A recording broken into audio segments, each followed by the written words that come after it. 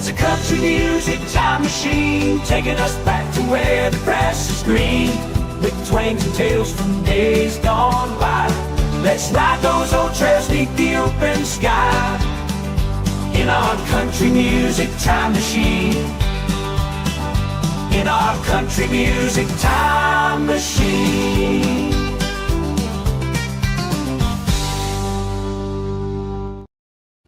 Well, howdy there, everybody. Welcome back on board the Country Music Time Machine. I'm your Time Machine Captain, Kevin, here. I'm the dude that always tells you to keep it country. Hope you're having a good afternoon, a good evening, good morning, no matter where you're tuned in from. We always have folks tuned in from, of course, the U.S., but also Canada, Central America, South America, over in Ireland, and a lot of other places. Thank you so much for joining in. You know the rules. What you have to do is we take roll here, we take attendance. So please let me know you are tuned in. I can't see who's tuned in. I have no idea.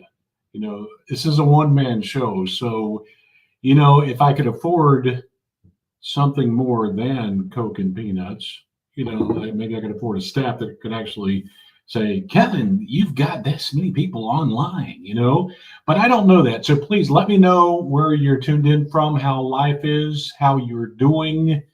I would appreciate that. I want to let you know that not very long ago, I got off the golf course and, you know, it was a, excuse me, it's the peanuts. I was playing a tournament today, a golf tournament. I haven't done one of those in a long time, but I was invited to play in a tournament and I had a blast. I'm going to show you a picture now of me playing in the tournament, actually on the golf cart there. Of course, that's me on the left. On the right, that's David Rodriguez. I met him today. He was my golfing partner, my team. I think we finished 12th. I think, you know, unless we got worse or better, because we were sort of like one of the first crews going out, you know, but we had a blast. Everybody came up to us and said, how's everything going? And I told him, I said, well, David there, he plays great golf. And I said, me, I play great country music. Because as you know, I had my speaker on the golf bag and I was blasting the country tunes. And I didn't play horribly bad. You know, it was okay, you know, but Dave saved me and made it a whole lot better. So it was a good day on the golf course. Please chime in.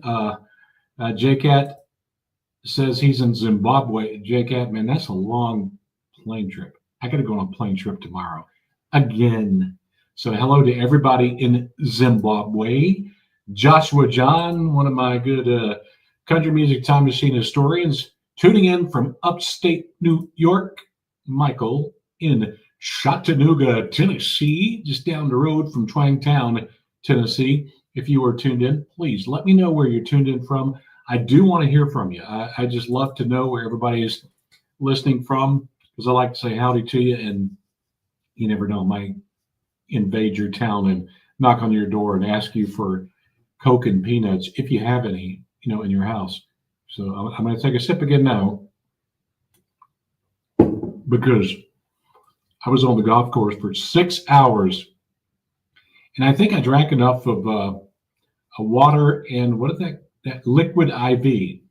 Liquid IV is pretty good. If Liquid IV wants to sponsor the Country Music Time Machine, you're welcome, because it's like the only thing I can drink that actually tastes decent, and supposedly it makes you stronger. Whether it really does or not, I have no idea, but you know, maybe it does. I don't know. We've got Bruce Beasley. Bruce, howdy. You're in New Zealand. Thank you, New Zealand, for tuning in. There are so many country music fans in New Zealand and Australia, and also up the ocean there in Japan, because I was in Japan last year and ran into a bunch of Country Music Time Machine fans and country music fans in general. Bruce, thank you so much, my brother, for tuning in. We appreciate you folks in that part of the world for tuning in. And what time is it in New Zealand, Bruce? Because it's if it's like Japan, it's probably like 6 in the morning, maybe. I guess, if I'm doing the calculations right. We want to say howdy to Raymond Stowicki from Waterford, Wisconsin. That's a good place too. It makes me realize that I did a episode the other day talking about, or a couple of months ago, talking about crazy country slang, but I called it crazy Southern slang. And because I'm from the South, I assumed that it's Southern slang, but a lot of people corrected me and saying, Kevin, it's not Southern, it's country, and William May is tuned in from Chapel Hill, North Carolina. I just saw this from JCat. He says his is Mexican Coke. Okay, JCat. What does that mean? I hope it's not Mexican cocaine, my brother. I guess it's Mexican Coke that actually has real sugar, not like the Gringo Coke that has,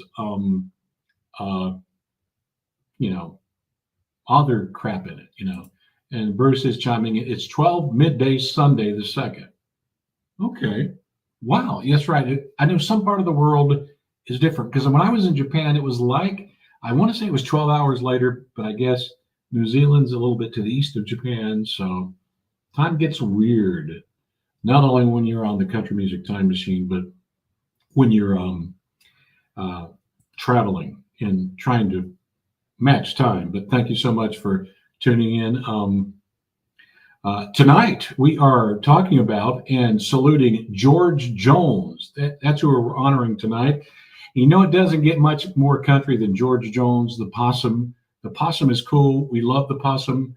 And we're going to be talking about him tonight. Before we start talking about George Jones, we're going to bring up the Country Music Time Machine news update. If I did have a staff, I would have them playing the news bed in the background right now. JCat knows what I'm talking about there. Back when I started in news, we had typewriters going on in the background, fake typewriters. The only person actually typing on the typewriter was me at 4 o'clock in the morning before I did the news, So let's talk about what's going on in the world of country music news. And do want a big shout out to the Country Music Time Machine crew members out there. The most active ones, as I looked at it yesterday anyway. Corey Beaver, Jack Zero Fish. I think that's a zero. It's not Jack O Fish. He's not from fish, but I guess it means he's not catching fish. Marcy Bells and Anman 8152 with her, what do you call that? That white stuff that ladies put on their face? I don't know what that's called. I should know. I've got 4 daughters, And JCat is confirming the Mexican Coke is not the one you snort through your nose. It is the one you drink, and it does contain real sugar. And also yesterday, big news. I really appreciate this. I'm going to show it to you on the screen right now. Look at that. 20,000 Country Music Time Machine crew members. We keep trucking along. I appreciate y'all so much. I've mentioned it many times on this program, whether it was in the recorded videos or this live show we do here every Saturday night, or if you're in New Zealand, Sunday lunchtime. I make about enough to buy my Coke and peanuts here, as you can see if you look to the bottom left of the screen. We don't make a whole lot of money, but we have a whole lot of fun, And when I see that number go to 20,000, that is cool. We're creeping toward 5 million views. And that is cool too. It just goes to show you that we all love country music. And I love country music, but I love the history of country music. So I love talking about it. And most of the times I think I get it right when I'm talking about country music history. But then, I have folks like Joshua John keeping me straight and giving me good data to make sure I present it the correct way. So I do appreciate that. Let's take a look at the comments of the week. Here's one that it took me a while to figure this one out. This is about a video I uploaded called Tragedy Strikes Apollo 1. If I wasn't around in 1967, I came in 1968, born a year later after that. But I love history. So I was thinking about 1967, and with the Country Music History of 1967 episode, this is a bit from that. So I uploaded it as a short. It talks about the Apollo 1 astronauts that were burned in their capsule as they were testing and preparing to go to the moon. And I get this comment you see there on the screen. What a POS. You guys know what that means. He turned out to be. And his son cemented his legacy with his dedication on destroying American values. I'm like, what in the heck is this dude talking about? And, 99% of the comments are great. But every once in a while, they just go off on these tangents. So I had to rewatch the video. And he was talking about the newsman, Mike Wallace. Mike Wallace was, I think he was always on CBS News back in the day. And it's been a while. Who is he busting in this video? And it was not Mike Wallace, but his son, Chris Wallace. Because Chris Wallace worked for Fox News. And I guess Chris Wallace changed to CNN. I have no idea because I don't really watch TV news much. But he was busting that. And I'm thinking to myself, I'm here trying to honor these 3 astronauts who died. And I get comments like that. So I have people need to chill out with their politics. Calm down. We're all going to be all right. No matter who's president, we're gonna make it. And so that was a weird one. Another one. This was a video uploaded about Johnny Paycheck. And Johnny Paycheck was in jail for I think 7 years because he shot a dude in the face. And the guy puts his comment on and says, the story I've heard is that the fight was over what was better, deer meat or turtle meat. Knowing Johnny Paycheck, and I did meet him one time and interviewed him one time, that's very possible. Johnny Paycheck was a very country dude, I wouldn't doubt he ate turtle meat and deer meat, I don't know what y'all think is better, deer meat or turtle meat. But I'll take the deer sausage. I can eat venison sometimes if it's seasoned good enough, but I stick to the deer sausage. I like hunting deer. That's a lot of fun. Another comment, why didn't Planet of the Apes got into this backstory of Dr. Cornelius? Now, if anybody that was the comment on the Johnny Paycheck video. Anybody can translate that, please let me know what it means. I have no idea. And I know I see these comments when I wake up at 0400 or 0500 in the morning. I see these comments. So there are people, maybe they're drinking or doing drugs in the middle of the night and watching the Country Music Time Machine, but I have no idea what that means. So if you guys know what that means, I don't know who Dr. Cornelius is.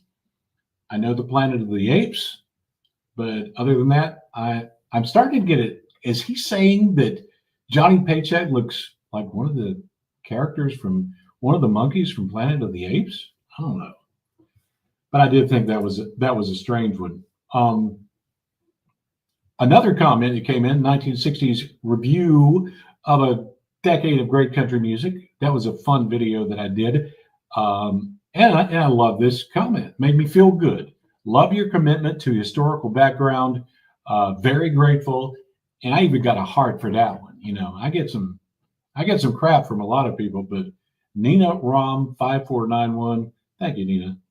I'm sorry, folks. I am thirsty. I lost a lot of fluids on the golf course today, but I didn't lose a ball.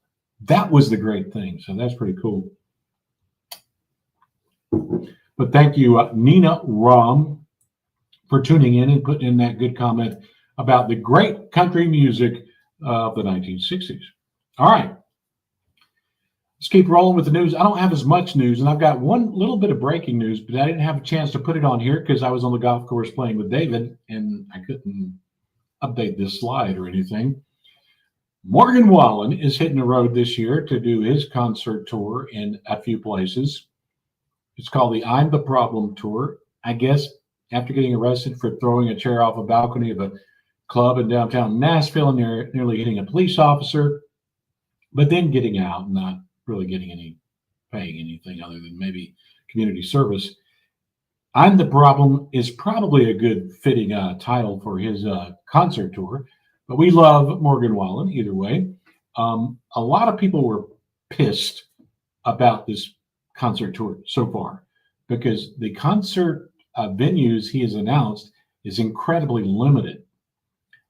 And of course, the great comment, let this man throw as many chairs as he wants. Well, as long as he doesn't throw them at me. But some folks were pissed off because, like this one, where is the East Coast and the South on here? Virginia, South Carolina, Georgia, Tennessee. I could imagine, I hope, I've seen this through the years for the past, I started working in country music in 1982. So since then, when these folks go out on tour, quite often they'll announce a bunch of dates or a few dates at the beginning, and then more gets piled on. I'm pretty sure, I can pretty well bet Morgan Wallen will probably be in Virginia, South Carolina, Georgia, or Tennessee. Let's hope so. And the other comment was lower the price tag, big dog. $1,600 or $600 is crazy. I agree with that. I don't see how anybody can afford to go to a concert anymore. To go to a Taylor Swift concert, you've got to mortgage your home. That's freaking crazy. It's just outrageous. Maybe why I don't go to concerts unless I'm paid to go to them, through country music stuff, or if I get the ticket free, I might go then. This is the Front Porch Podcast. Thank you, everybody, for tuning in. If you've just recently tuned in and you hadn't chimed in about where you're from, we got folks tuned in from Zimbabwe, also over in New Zealand and the U.S. and Canada. We thank y'all for tuning in. So please chime in where you're from. If you're just tuning in now, we'd like to just know who's out there watching us. Other news, country music legend is going to have surgery, and it's costing him a Netflix series. I actually did, I think it was last month, I was getting news on Tim McGraw, and I like Tim McGraw. Tim McGraw is a pretty darn good actor. And he was going to make or be in a rodeo Netflix, I don't know if you call it a Netflix TV show, movie, whatever it is. And I guess he's having surgery. I think it's back surgery, I believe. So he won't be there. But, my memory of Tim McGraw, I'll tell you my memory of Tim McGraw. It has something to do with Hal Ketchum. Before Tim McGraw made it big, he was a artist at Curb Records. This was in the early 90s. And the fellow at Curb Records told me one day, Kevin, I have a desk. You want a desk? I want to get it out of this office. And I wanted a desk at that time. So strangely enough, I go to Curb Records to get the desk to put it in the back of my pickup truck. Of course, love country music, got to have a pickup truck. And Tim was there helping us to get the desk on the pickup truck. But if you like actors and country music actors, tune into the video we released on Thursday, Country Stars Who Are Actors. I mentioned a few on there, but there are many, many more country music stars that are great actors too. So and we got a lot of great comments. And we enjoy it. So William May is saying something very important. Everyone, please put the like on this wonderful podcast. Yeah, that stuff does help. Let me give you a little education on YouTube here. If you subscribe, it does help a lot. As those subscribers go up, it tells the YouTube Skynet or AI or machine that runs in the background to start pushing the channel out to more people, so more people get exposed to country music history and realize that country music is not just Shabuzi or Beyonce, but it is George Jones, Hank Williams Jr., Johnny Paycheck, Conway Twitty, Johnny Cash. So if you like and if you subscribe, that does help out a lot. And strangely enough, we've got almost 5 million views, but only 20,000 subscribers. So if you do that math, I don't know what that percentage is because I never was good at math. But that's the way it is. YouTube is that way. And I watch a lot of videos and I don't subscribe to some of them too. So, but if you want to help out a channel and you want to see more of it, the more you subscribe and the more you like, it does make that thing go up in the sky and more people get exposed to it. And we do appreciate it. Here's a new story. I will actually be at the Nashville International Airport tomorrow Matter of fact, as soon as I get off this show tonight, I've got to get my butt together and pack my bags, and I'm going on another trip. And I saw this news. There is a congressman, I think he's a Tennessee congressman, but he has put a bill to rename really it doesn't have a name now, but the Nashville International Airport to the Donald Trump International Airport. Well, it's not strange to have airports named after presidents. We've got JFK in New York. We got Ronald Reagan in Washington. That's the DCA airport, the airport code of that one. We got George Bush in Houston. I think that Bill Clinton has his own named airport in Arkansas. And, depending on what side of the political aisle you're on, you either like this idea or you don't. And I have no problem. I have no issue with a airport being named for President Trump.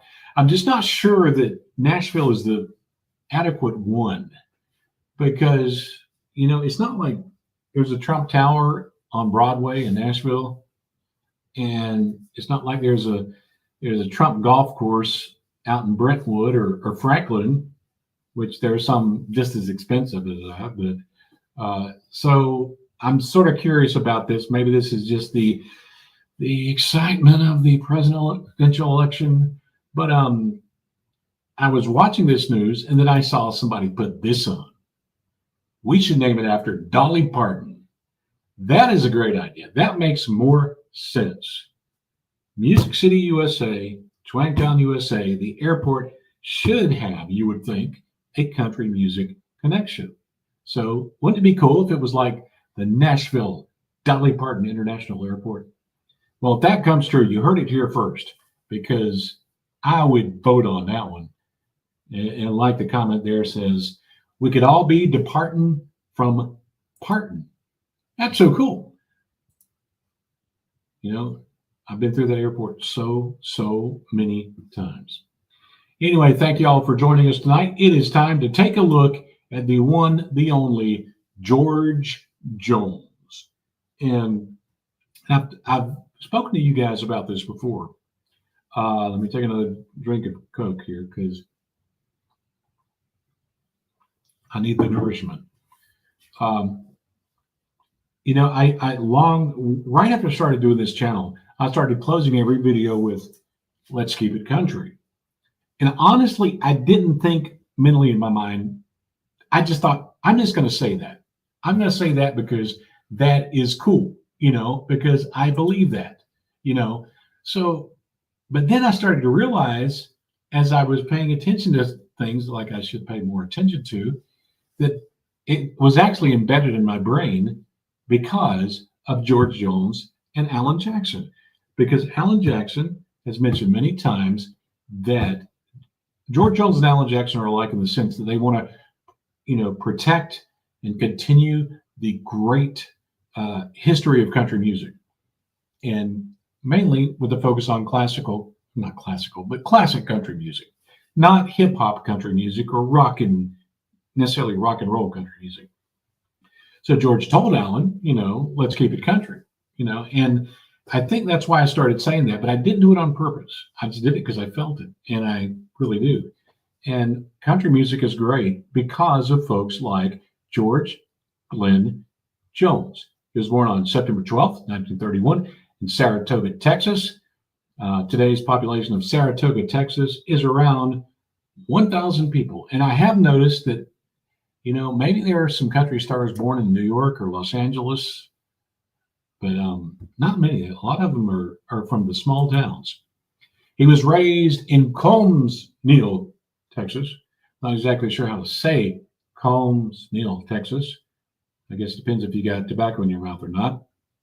But as a kid, he was laid in bed with his parents and would insist that his mother, if he fell asleep at night, to wake him up so that he could hear Roy Acuff and Bill Monroe on the Grand Ole Opry. So, the country legend was, even was giving hints that he was going to be a future country legend.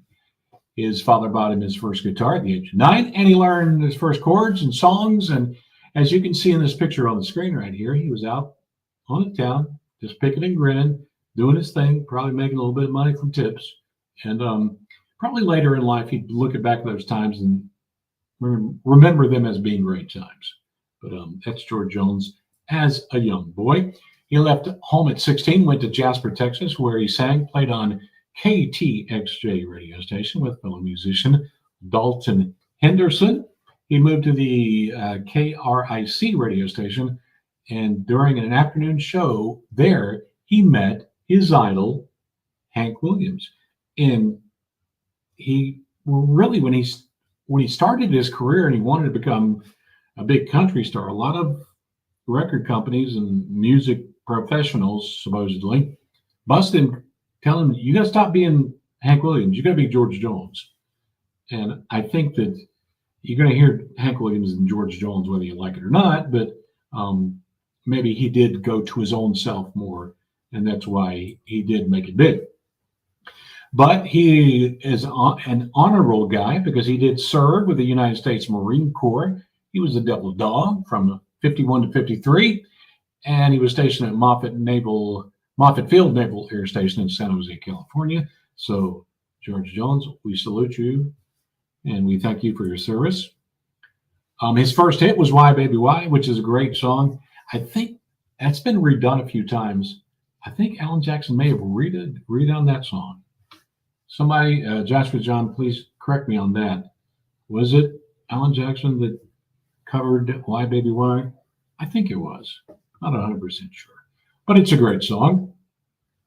He played with Elvis and Johnny Cash on the Louisiana Hayride, so all the mixing pot of Elvis, Johnny, and George Jones together in those early days. Elvis went and did his thing. Johnny Cash was more country, and George Jones was pure country. But we all remember the first number one hit, White Lightning. Now, I love the story about this song because, it was his first number one hit, and it was about white lightning that, as we know, is alcohol made in, a still out in the woods somewhere. But he was drunk when he was recording that song. I don't know how many takes it took it. I mean, somebody probably knows how many takes it took. It was a bunch of them. But it was a very hard song to cut. But he eventually cut the song, sang the song, and it went to number one way back in 1959. And George Jones, one of George Jones' duet partners was Melba Montgomery. We're going to talk about his other duet partner here in just a little bit. In the 60s, they had a bunch of duets. We must have been out of our minds. That's the one that I remember most. They were a good team, and they often get overshadowed by George and Tammy, but they did a great job on their own with their great music when they were together singing in the 60s. 1962, a great song, She Thinks I Still Care. An amazing song. And I remember, the first time I played She Thinks I Still Care on the radio in the 80s, it wasn't the George Jones song. I think it was Pinkard and Bowden's parody of it called She Thinks I Steal Cars, which I thought it was hilarious. I was laughing. Nobody else in the studio was, but I really enjoyed it. Go check out the comment section. One of the big things about George Jones and about so many country stars are their battles with alcohol and drugs. It doesn't matter how much money you got or how little you got. You can become addicted to alcohol and you can become addicted to drugs. Or like me, you can become addicted to Coke and peanuts. I guess it's better as long as it has some real sugar in it, I reckon. But 1967, it got bad enough. He had to be admitted to a neurological hospital to seek treatment for his drinking. So he was battling it even back then. But that brings us to George and Tammy, because we're talking about the late 60s. We can't talk about the late 60s without talking about George and Tammy. They met at a recording studio in Nashville. Jones was Wynette's childhood idol. Married in 69, divorced in 75. And folks think it was only George battling drugs and alcohol. It was Tammy as well. I'm going to play you something for you now. This is a little interview with Ralph Emery, and I think this interview it's from the 70s, mid 70s, I believe it was. Ralph Emery looks different, and of course George and Tammy look different too. But they're divorced at this time. But in this little video, you can hear Tammy talking about George's nipping or nipping, and y'all can put that together and figure out what that means. Did she nag about that? And really all I was doing was being sociable, you know. Did she nag about that? Quite a bit. I'd like to tell a little story if you got a couple of seconds. She was going to get back at me one time, you know, when I was nipping.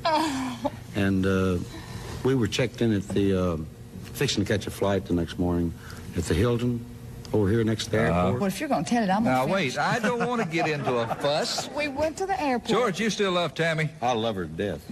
You still love George? Yeah. All right. Let me just move out. Wait a minute. No, I think I'm really in the wrong place. Y'all get in here.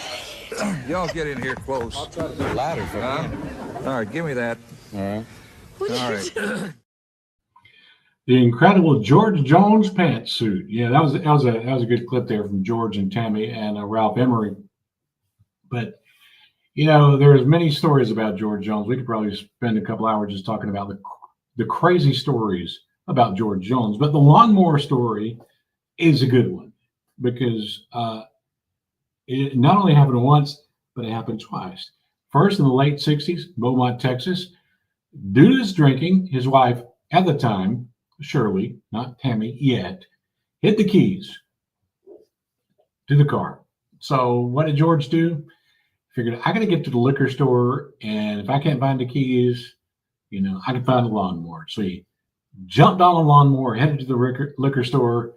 He did it again with his wife, Tammy, and actually he makes fun of it in the Hank Jr. video, All My Rowdy Friends Are Coming Over Tonight, that was released in the 80s. But I want to play a clip now that sort of makes fun of that time. It makes fun of it, but it also just tells the story of what happened. And I think, and Joshua can straighten me on this one, Joshua. Is it Mike Judge who made these videos? Let's take a look at the George Jones lawnmower video. So he decided to ride his power mower toward Melrose Liquors. And we got in my car and headed down Franklin Road. Well, lo and behold, as I looked across the highway, there was George coming back the other way. He'd already gotten to Melrose Liquors. The thing's going 5 miles an hour. He didn't even turn the blade off. I mean, so it's throwing rocks everywhere. And in his lap, he had a little brown sack. I made a U-turn on Franklin Road and pulled up beside George. Tammy just rolled down the window and let him have it. I hardly ever heard a curse. And she said, "You stupid son of a bitch, you're going to get killed." And George acted completely oblivious to all of this. He would not acknowledge our presence. He didn't look at Tammy. He didn't look at the car. He just kept driving this power mower down the highway. When we got back to the house, George stopped. He turned around and looked at me and he said, "Hi, John." And I said, "Hi, George." And he said, "Well, as you can see, my wife is a little upset with me. So if you don't mind, I'm going to excuse myself, go to my bedroom, lock myself in, and get drunk." Every time I watch that video, I think it's funny. Especially how they make the cartoon, and you know, and when there's one line from that video, it's talking about making a U-turn on Franklin Road. And I don't live on Franklin Road, but my daughters live right there on Franklin Road. And I actually have done a U-turn for a few times on Franklin Road, but I wasn't drunk or I wasn't chasing anybody on a lawnmower either. So, you know, and I did get corrected on Charlie Pride did Why Baby Why, not Alan Jackson. Maybe Alan Jackson did it too, but Charlie Pride, of course, made it a hit, you know. Good Year for the Roses is a song that Alan Jackson performed with George Jones in '95 at the Bradley Barn Sessions. Of course, the wealth of knowledge that Joshua is, he keeps me straight all the time. Thank you. Thank you so much for that, Joshua. All right. 1980, you know, there was a gap between 69 really and 80, not many big hits, but he came back with the biggest one. And some folks, and you guys can say yes or no if you think He Stopped Loving Her Today is the best country song of all time. You know, I think it could be. I don't know if I could make that decision, yes or no, but it is a massive one, a massive hit. And I've told this story before. In case you haven't heard it, it was the first song I played on the radio. I played it in 1982, and you know, I've got a record player here. Excuse me, let me get more Coke. I've got a record player here in the house, but I don't have He Stopped Loving Her Today. But on the radio, we used to have to cue up that record, and you put the needle on the record and you move it to the right where you hear the audio start on the record. You cue it up and you cue it back. So you got it right where it needs to be. So when you're on the air in the 80s, we just played records. You know, when you hit the button, it would start right up. But if you have a record player and you have this song, I dare you to do this. Cue up that song. The first part of it says, "He said, I love you." Stop it there and cue it back and listen to what it says. That is I know it's not intentional, but if you cue that song up, "He said, I love you," cue it backwards, it goes, "He said a lot of shit." I'm honestly, I'm not kidding you. I heard it daily in my job for years when I played that song. You know, backwards, it's almost a little bit of a curse, but you know, anyway, it was a great song. JCat chimes in and says, "It took them a year to record it." Well, it took them a year to record it. It's going to be remembered forever, and it should be in a time capsule because it's that good. Tatatov is saying howdy from north of Germany. Hello, Tatatov, and thank you for the folks of Germany for tuning in. We've got Germany, we've got New Zealand tonight, we got Canada, we got the U.S., Central America. Oh man, we're doing good. We thank y'all for tuning in. But He Stopped Loving Her Today, an amazing, amazing song. Let's keep on rocking and rolling. You know, but he's always had amazing songs, but he's always had problems with the law, with drugs and alcohol. And we all remember the 1982 DUI he got, and he also got a cocaine bust in that same year as well. So if you've never seen this video, this will sort of show you the spirit of the possum, George Jones. I'm pretty sure this was on I-65 heading north, probably between Franklin and Nashville. George was buzzing and he got busted. Let's check it out. And the amazing thing about this video, this is 1982, and a cameraman came from somewhere, and old George got pissed off about it. Let's tune in. But you're not gonna do that. Wait a minute, Mr. Jones. Now listen to me. I didn't know he's back there. He just pulls up. Now, I ain't gonna have you start no mess with him. Well, you tell him to get away from here. All right, he ain't got nothing to do with me. I'll go to jail with you anywhere you're gonna go. All right, you're gonna go with me, but you ain't gonna mess with him, all right? Come on, now leave him alone. What the hell? I don't know, but I don't What have I done? You are drunk. I am not. Yes, you are. No, sir. I want to come up here and give you some tests. Now, I want you to leave this man alone, okay? No, you tell him to leave me alone. Okay, he's gonna leave you alone. We're gonna go up there where he can't see us. Come on.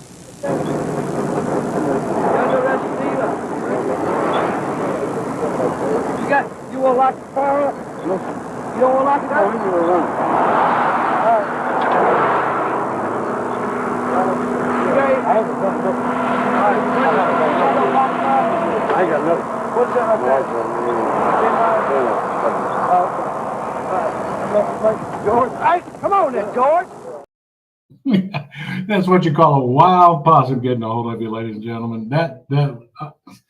You know, we shouldn't laugh at it, but we do, because George Jones was just a type of personality that was unique. We can't really laugh at what he was going through because he was deeply in, in alcohol and cocaine in those days, and he nearly killed him. So not a great thing to think about. So let's keep rolling. He came back in 1985 with, I think this is my favorite George Jones song, Who's Gonna Fill Their Shoes? Because George Jones, even back in the 80s, was really getting worried about the direction of country music. And if he was alive today, he'd get even more worried about it because things were changing back then. It was sounding more poppy, and actually in the 80s, more rock sounding, or more soft rock sounding was in country music. So Who's Gonna Fill Their Shoes came out, and I've always loved that song, and I hope you do too. If you haven't heard that song, you should listen to it because it is kick butt great. Check it out in the comments section. We've got more folks tuned in tonight. We've got Oklahoma, Sherry Edwards. Thank you so much, my dear, for tuning in. Got folks from all over, and it is a true honor to have you online with us as we talk about the legend George Jones. But George kept battling drugs and alcohol, and I think he got scared straight. In 1999, on March 6th, he had a DUI accident, less than a mile from where my daughters live right now, and he nearly died. He spent 2 weeks in the hospital, and since that moment, mostly, he recovered, and he became a more sane human being. But the saddest day for so many country music fans was 2013, April 26th, age 81. He died. And I like to find, if I can, when big stars and important people die, the news announcement of them dying. And I found a good one here. This is from the Fox TV station in Nashville. And one of my friends, Charlie Chase, is speaking on this video too. So this is how they broke the news of George Jones' Country death. legend George Jones passed away this morning. It happened at 5:22 at Vanderbilt University Medical Center.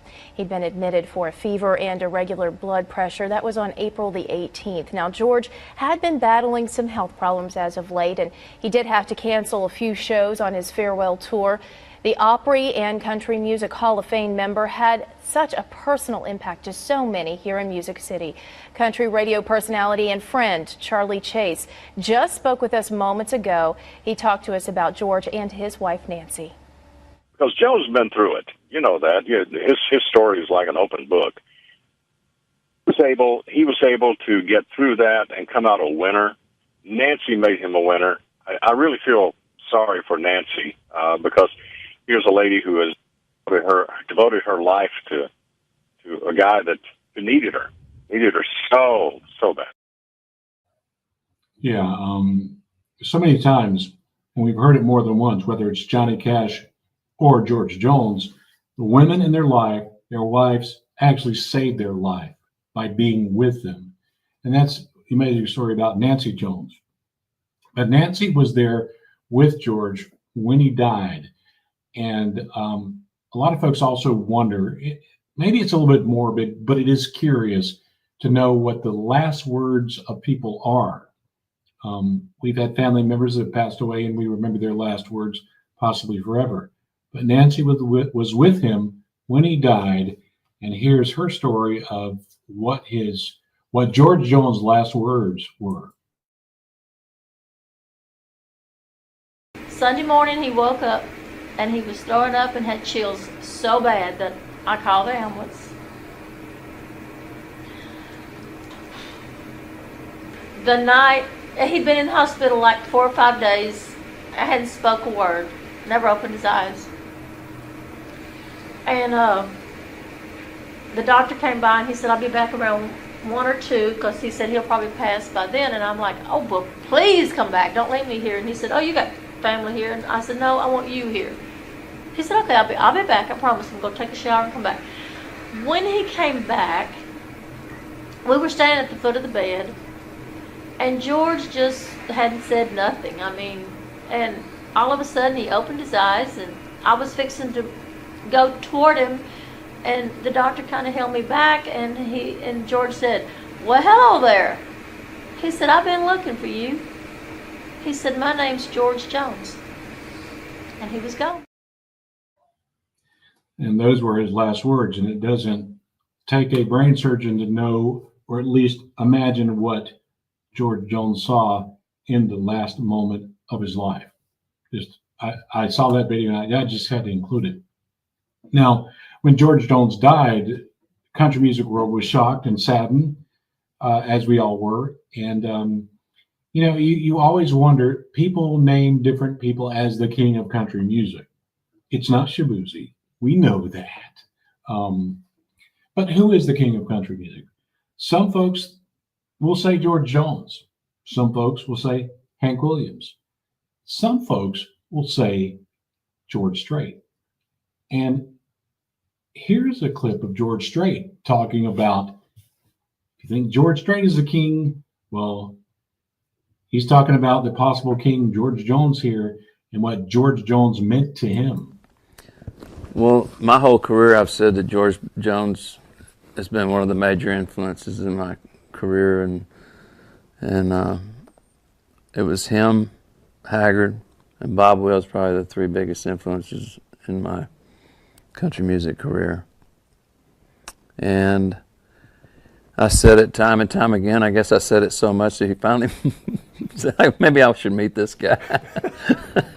He's one of my biggest supporters. But I got to meet George, and man, I just couldn't believe I'm meeting George Jones. It's just incredible. He was so nice, and we just became friends. And and I played out at Jones Country when he had that place out in East Texas, and he opened all the shows, and I didn't know him. He said, "George is going to open the show, and then you're going to go." And I'm going, "Oh, that's not going to happen. I can't. George Jones, I can't follow him." But he said, "No, that's the way he does it, and so that's the way you're going to do it." Oh my gosh, I love George Strait and I love George Jones. Two fellows, it sort of, George Strait probably took the torch from George Jones, and you don't hear George Strait having hit songs anymore. Probably when you have so many other country artists that aren't singing traditional country, Strait doesn't have as big a chance to make a hit these days. But they're both legends, and we love them both. One more thing I'm going to play for you before I go out tonight. I got to pack and get ready for another airplane trip tomorrow. I was talking to Joshua, my country music time machine historian, during the week, and Joshua gave me a video, and this is a great video, and I don't know if it's out there anywhere. I don't know if it's even on the internet, but he sent it to me. He said, "Kevin, if you want to use this, find something off of it, some good stuff on there, and use it." And this is from 1987. In 1987, George Jones won the Living Legend Award. And Loretta Lynn actually gave him the award. But listen to what he says in this video. And he talks about the importance of country music, the importance of country music history. But if there's one, I love George Jones' music, and we were listening to George Jones and George Strait on the golf course today. But if there's one interview or speech that George Jones made that I like the most, thank you, Joshua John, for sending this to me. Let's take a listen to it. I guess this is one of the most proudest moments of my life, and I'm real nervous. But I do want to thank the people that made it all possible, and that's all the fine disc jockeys all across the country that play country music, especially the real country music. And I do want to thank all the fans, because that's really what made it all possible, that buy your records and what have you. And if I had just one individual to thank, I guess a little bit more right now here in the last few years, it would be my wife, Nancy, because I don't know about the legend, but I wouldn't be living right now, I don't think, if it wasn't for Nancy. So I got to give her a lot of the credit tonight. Now, God bless you, and thank you so much. Well, I say God bless you, George Jones. He blessed us with you. We love you. We've got your music. We take it with us forever.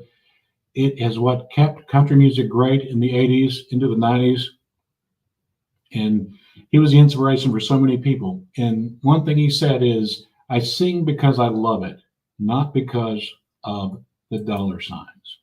And of course, his most famous statement to me was, folks, keep it country.